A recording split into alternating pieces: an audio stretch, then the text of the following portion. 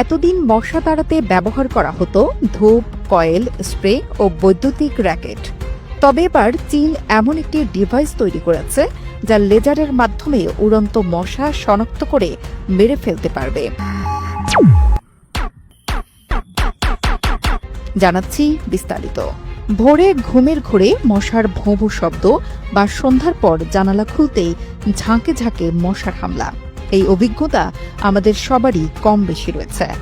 ভোরবেলার মশার গুনগুন, সন্ধ্যায় জানালা খুলতেই ঝাঁকে ঝাঁকে হামলা, সবাই কম বেশি ভুক্তভোগী। শুধু বিরক্ত নয়, এই মশা ডেঙ্গু, ম্যালেরিয়া সহ মারাত্মক রোগ ছড়ায়। তবে মশা নিধনের নতুন যুগের সূচনা করেছে চীন। চীন তৈরি করেছে ফোটন ম্যাট্রিক্স, একটি স্মার্ট লেজার ডিভাইস যা আকাশে উড়ন্ত মশা শনাক্ত করে কয়েক মিলিসেকেন্ডেই মেরে ফেলতে পারে। ডিভাইসটি লাইডার প্রযুক্তিতে কাজ করে। প্রথমে লেজার পালস ছুড়ে মশার দিকে আকার ও গতি শনাক্ত করে। এরপর গ্যালভানোমিটার নিয়ন্ত্রিত লেজার তাৎক্ষণিকভাবে নিশানা ভেদ করে। অন্ধকার ঘরেও এটি কাজ করবে। প্রতি সেকেন্ডে সর্বোচ্চ ৩০টি মশা নিধনের ক্ষমতা রয়েছে। দুটি সংস্করণে আসছে ফোটন ম্যাট্রিক্স।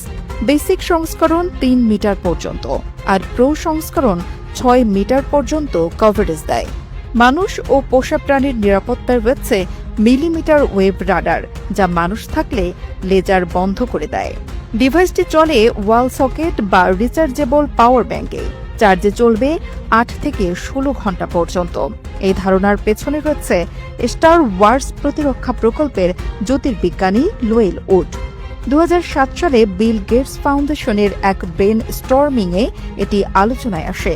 ২০১৭ সালে ট্রেড সম্মেলনে একে প্রোটোটাইপ দেখানো হলেও তা ছিল চোখের জন্য ক্ষতিকর।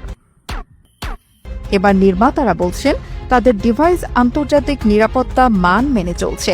তবে ফোটন ম্যাট্রিক্স এখন ইন্ডিগোতে পরীক্ষামূলক পর্যায়ে রয়েছে।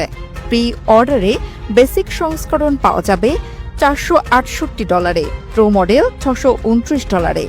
খুচরা দামে এদের দাম হতে পারে যথাক্রমে $৬৯৭ ও $৮৯৭।